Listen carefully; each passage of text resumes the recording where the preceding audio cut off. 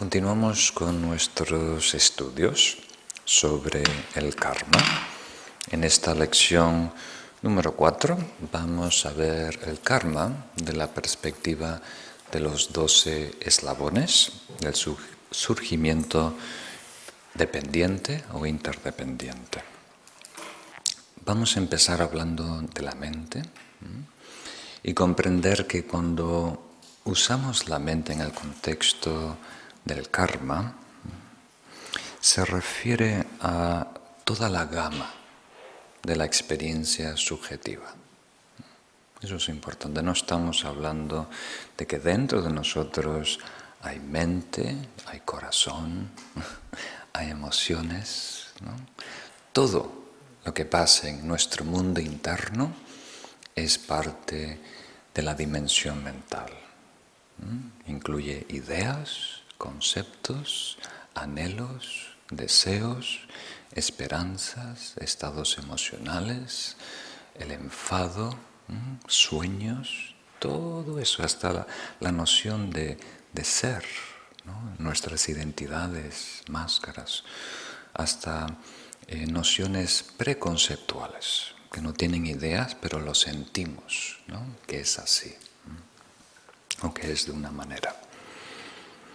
Entonces, todo lo que no sea, por decirlo así, fuera de nosotros, todo lo que no sea objetivo, ¿no? Todo lo que no sea algo que experimentamos con los sentidos, eso pertenece a esta dimensión mental. Y cuando usamos la palabra mente, nos queremos referir a eso. Ahora, nuestra experiencia subjetiva, esta experiencia mental, está teñida por distorsión, por confusión, por engaño. Entonces vais a ver que en el budismo se usa mucho la palabra ignorancia. Y eso nos lleva a pensar que no sabemos, no conocemos de algo. Pero aquí cuando usamos este término ignorancia, marikpa, quiere decir algo que es oscuro, turbio, opaco. Opaco es buena palabra. Entonces quiere decir que estamos percibiendo, estamos cognizando, sabemos, pero eso está distorsionado, está, como diríamos, opaco. No vemos las cosas tal cual son, las vemos similar a lo que son, parecidas. ¿Tiene sentido? Y en las explicaciones que doy, normalmente todos los cursos, hablamos de 4 distorsiones. ¿Os acordáis? Que tienen una secuencia causal. Entonces hablamos de la distorsión del ser, el falso yo. Hablamos del egocentrismo que crea ese ser. Una vez que estableces un ser único, absoluto, eterno, tiene su aura, tiene su, como diríamos, exigencias.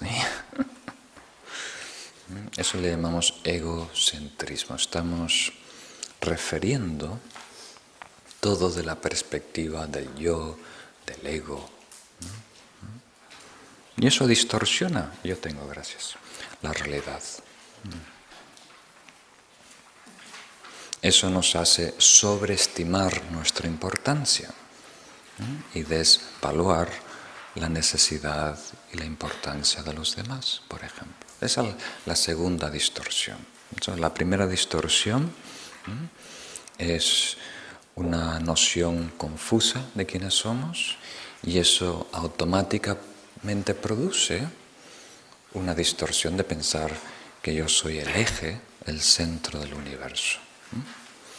Y eso nos hace reactivos, queriendo decir que todas las experiencias que tenemos reaccionamos de una manera exagerada, porque siempre estamos pensando que tiene que ver solo con nosotros y que amenaza a nosotros. Entonces eso le llamamos la distorsión emocional, los estados aflictivos mentales. Y esa la comprendemos muy bien, porque cuando estamos enfadados no vemos las cosas claras. Cuando estamos encantados, maravillados, con deseo, no vemos las cosas claras. Cuando hay orgullo, no vemos las cosas claras. Cuando hay envidia, no vemos las cosas. Eso distorsiona la realidad, ¿no? Y hemos dicho que estos estados aflictivos impulsan acciones distorsionadas o torpes, que no concuerdan con la realidad, ¿verdad? Eso le llamamos la distorsión kármica o conductual.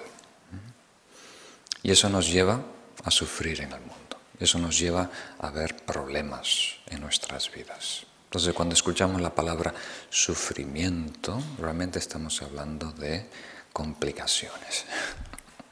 Nuestras acciones, nuestra actitud crean complicaciones. Al no estar en armonía con la realidad, las cosas se complican y algunas veces muy rápido. Entonces,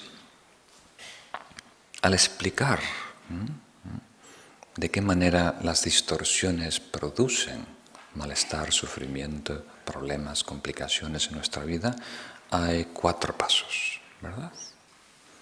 La distorsión del yo, la distorsión del egocentrismo, la distorsión emocional y la distorsión conductual.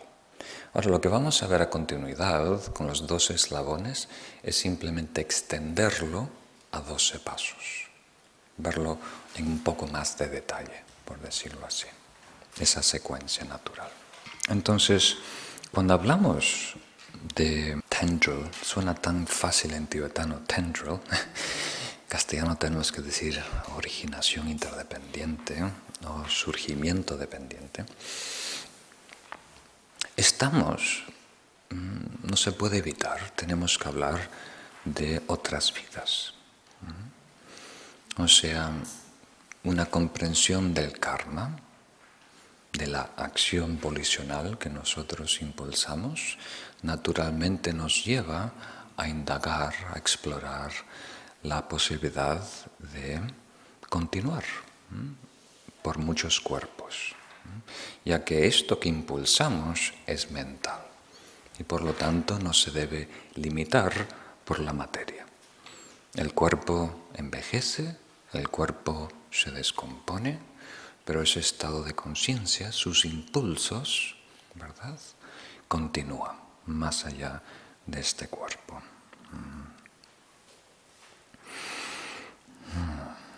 Entonces, cuando hablamos de la originación interdependiente o surgimiento dependiente, estamos hablando de samsara. Cuando lo explico de una manera simple de estas 4 esferas de distorsión, o cuando lo explicamos de una manera más elaborada con los 12 eslabones, estamos hablando de un ciclo vicioso, en donde estamos impulsados a renacer involuntariamente una y otra vez, una y otra vez, una y otra vez. Y todo ese proceso involuntario conlleva malestar y sufrimiento. Entonces, la misión inicial del budismo es liberarnos de este ciclo vicioso de renacimientos comprometidos o involuntarios, liberarnos de samsara. Superando el yo, el ego, eliminamos el egocentrismo, eliminamos los estados aflictivos, eliminamos el karma. Y después, en el Mahayana, hay una motivación aún más superior o sublime, que es no solo liberarnos del ego, liberarnos de samsara, sino lograr la budeidad,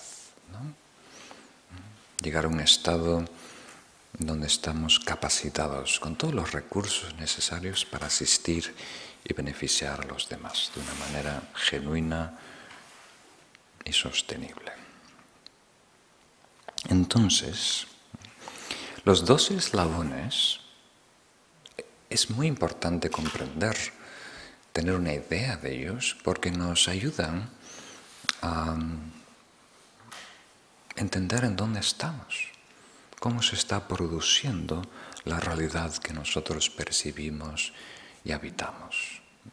Y por ende también el secreto de cómo desmantelarla.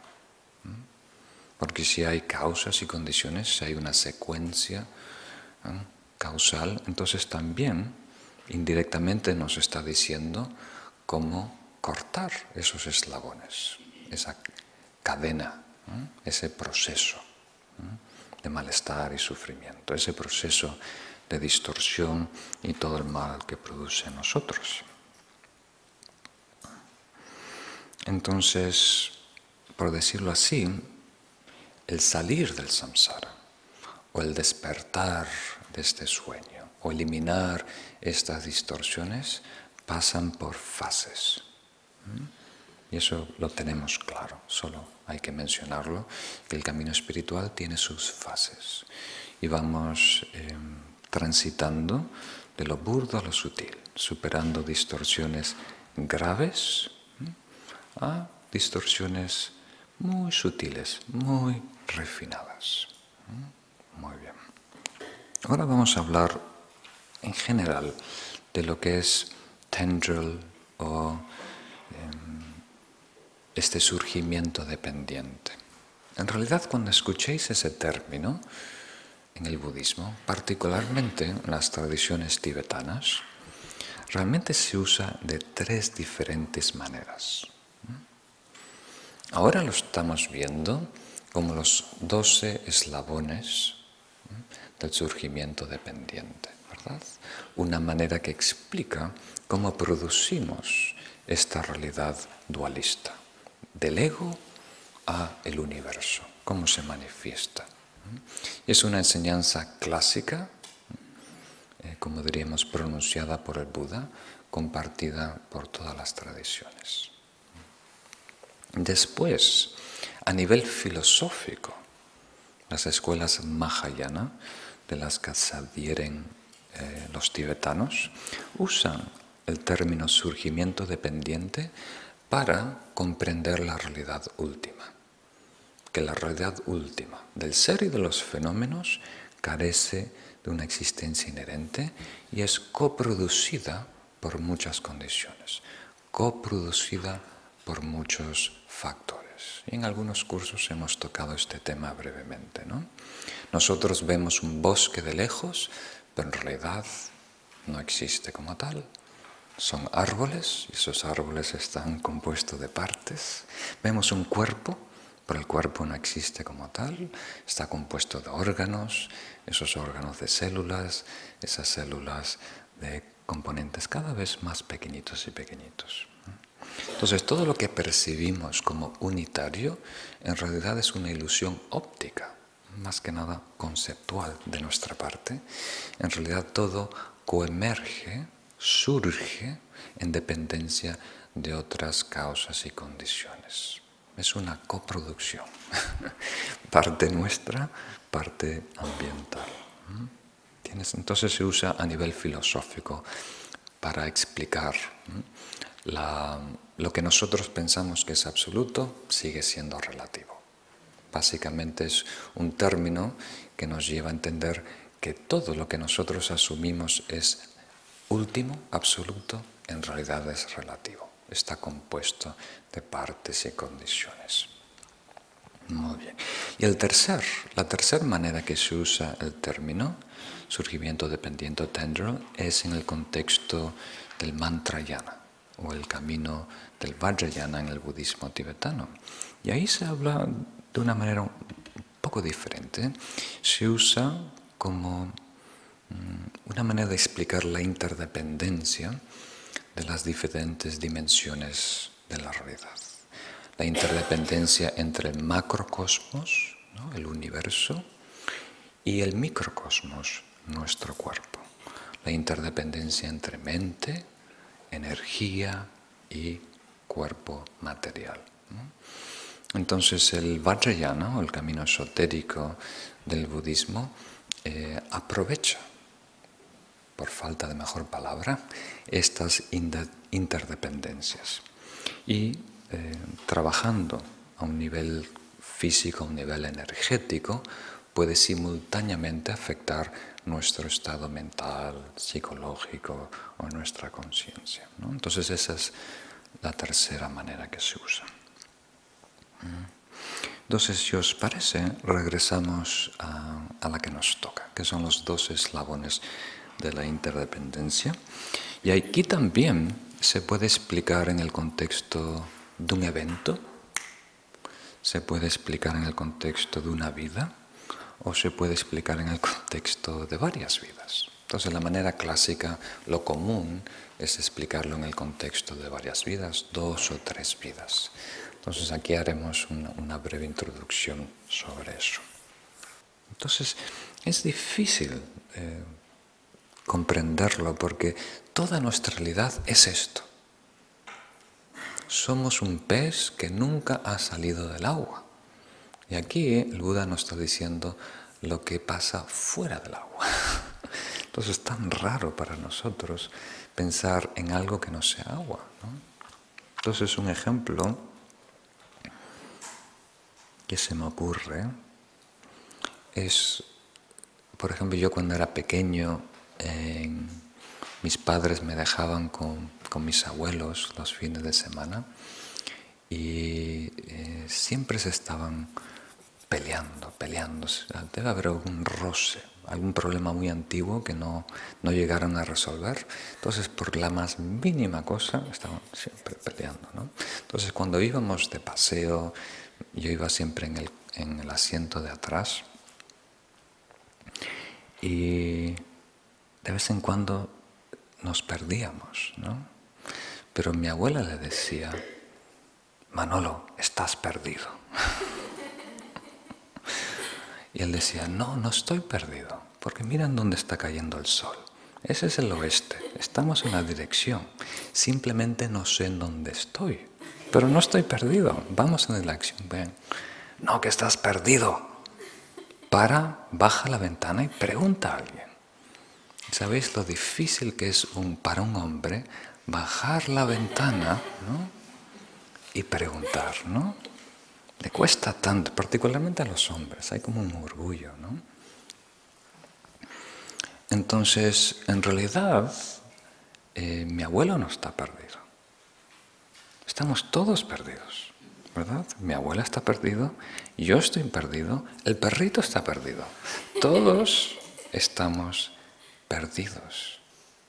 Pero hay la noción, la necesidad de decir que alguien, que el conductor, que la gente está perdido, ¿no? Otro ejemplo que sea más claro, aunque ese seguro lo habéis vivido. Imagínate una orquesta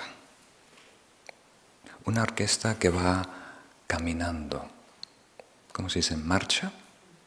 Es muy típico en Estados Unidos, todos los partidos de fútbol americano, todos los colegios tienen una orquesta, y van todos con uniforme, bien vestidos, con sus instrumentos, y tienen todo como diríamos, un desfile coreografiado, ¿no? Todo.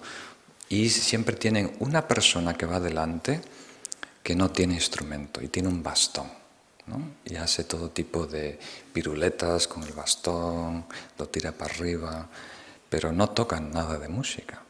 Pero él es realmente el líder, ¿no? Porque él está marcando el paso y para donde él o ella vaya, tiene que seguir la orquesta, ¿no? ¿Tiene sentido? Hasta ahora estamos aquí. Entonces, imagínate que en la cabeza de esa líder de la marcha, ¿no? Líder de la... entra algo de orgullo, ¿no?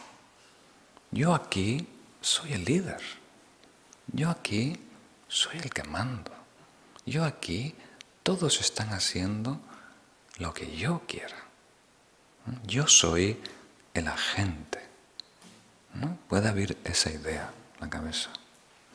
Pero si estudiamos en realidad lo que está pasando, es el líder convencional, no es el líder absoluto, ¿verdad? Porque la música, ¿verdad?, está marcando realmente el paso.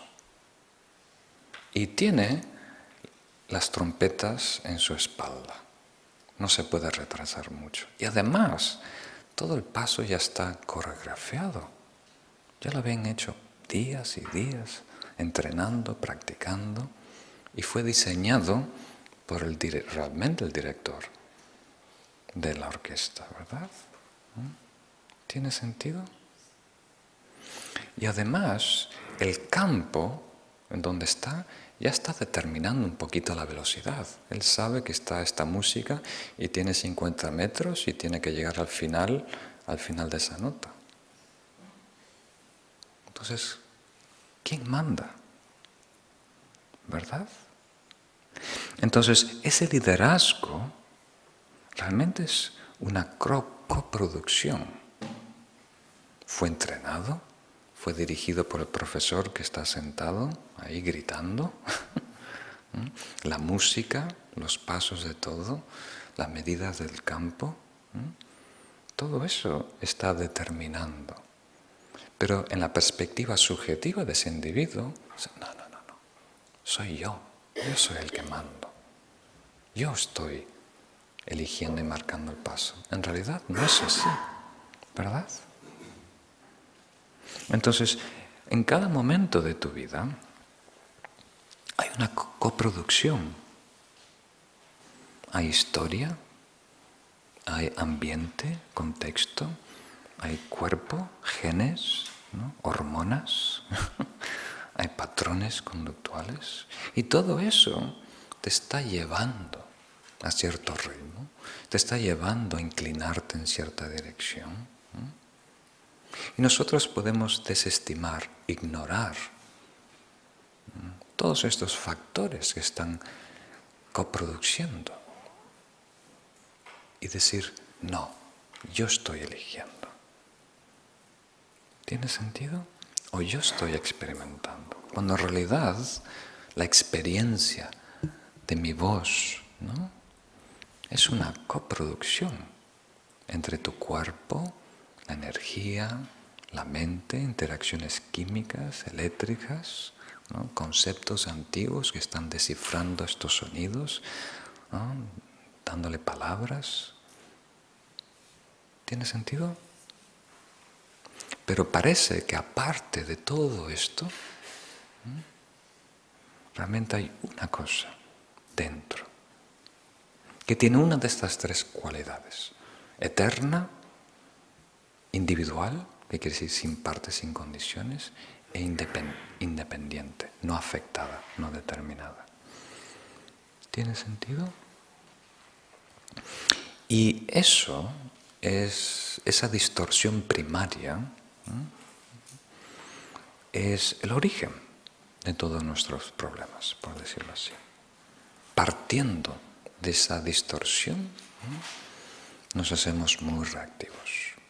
Se crean reactivos cuando hablamos de las 5 esferas, en el contexto de los 12 eslabones, nos inquieta, nos lleva a inclinarnos, a tener ciertas, como diríamos, tendencias que nos llevan a agitación mental, que nos llevan a desarrollar formas y nombres y cuerpos y procesos mentales que nos llevan a interactuar en el mundo, tener experiencias, tener sensaciones, maravillarnos con ellas, estar seducidos por ellas y después empezar proyectos para conquistar esto y conquistar lo otro y pelear contra esto y pelear contra lo otro. Entonces todo surge de esa confusión, crea un vacío existencial que intentamos tapar, enmascarar inmediatamente por esta noción primaria de ser. Entonces, por favor, no malentiendan, no queremos decir que no existe la persona, que no existe el ser, que no existe el espíritu, que no existe el alma, que no existe el ego. Todo eso existe a nivel convencional, pero no a un nivel absoluto. Existe el líder de esa banda, por decirlo así, de esa orquesta, pero no está aislado, no está de la nada tomando decisiones, ¿verdad?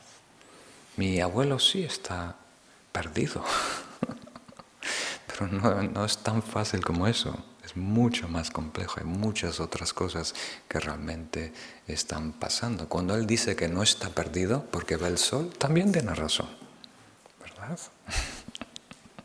Entonces, en breve, hay un punto clave que mencionamos brevemente, en donde podemos cortar esta secuencia, que es con las sensaciones, estar atentos, despiertos a las sensaciones que producen todas las experiencias de nuestra vida. Y no caer, no ser víctimas de esas sensaciones, que esas sensaciones no borren nuestra sabiduría. Independiente de las sensaciones que produzca nuestras experiencias en el mundo, que siempre tengamos una pausa para evaluar, para discernir, para usar lo mejor de nosotros para considerar ese proyecto, ese paso, ese objeto, esa persona, para ver si es realmente beneficioso a largo plazo. Y después, en términos generales, vamos yendo marcha atrás, marcha atrás, marcha atrás, resolviendo primero los patrones instalados, resolviendo las adicciones, resolviendo el deseo, resolviendo la inquietud mental, el ruido mental que no nos deja percibir las sensaciones, hasta llegar a superar la ignorancia, que podemos decir que son una noción muy primaria que se ha instalado en nosotros desde hace mucho tiempo. Entonces, cuando hablamos de karma, nuestro curso es de karma, el número 2 es uno de los aspectos de karma, que se llama el karma que nos propulsa a otra vida. Pero también karma es el 8, 9 y 10. Esos son otros aspectos del karma. Entonces, a nivel del Mahayana, si sigo hablando lo voy a complicar más. A nivel de Mahayana, estos dos eslabones se dividen en 3 vidas. Ya Asanga explicó esto mucho. Entonces, podemos, en la vida presente son algunos, la vida anterior son otros y la vida futura son otros. Eso es una manera de entenderlo, pero también lo podemos entender como un proceso, como un evento particular en nuestra vida, como esa tarta de nueces pecanas.